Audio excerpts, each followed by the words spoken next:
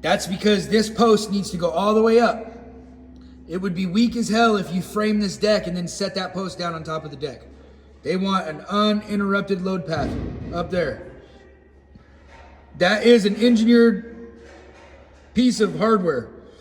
It's gonna help uplift. It's gonna hold the load up. And those screws are big enough that it'll actually help keep that post from ever trying to bend or buckle that way. Because it's pocketed into the wall over here, right? This also has all the other mechanical straps and everything. That's the seismic straps that are all over this whole house framing. It tells us which beams to use, right? It tells us which lumber to use. We don't get to just make the rules up on site. We have to follow the prints. That being said, these are all engineered prints. When I do my deck designs for my own customers, we do them a little bit differently.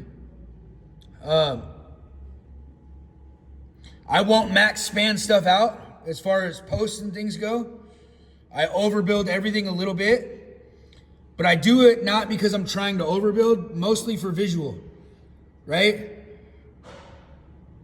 I could get away with max spanning these footings out if I wanted and then have one oddball footing like way at the end or something, right? Or one in the middle off center, but I don't do it like that. I figure out what the closest is to my span that I can be, and I divide that run evenly. So that way I have an even amount of footings evenly spaced for the visual aspect. You'll notice there's ABU 6/6Zs. That's your typical post bottom. Those ones, I forget the name of them, but they're typical 6x6 post caps. Once everything is locked into place, there's gonna be no way that this thing can go anywhere, right? Like, it's overkill. Both these beams are pocketed into the wall.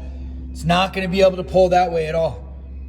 Out there on that other side where there's nothing to pocket into, and we're gonna be going out and landing on the beam, we'll put some kind of V-bracing or something in the bottom of the deck. So that way it can never swing like this at all due to any kind of shear forces, right? Over here, we're good. And I'm almost positive that this is the connection that this engineer wanted, because he is stiffening up the deck here and making it to where it can't crank here. And it's also helping to stiffen up this post right here, right?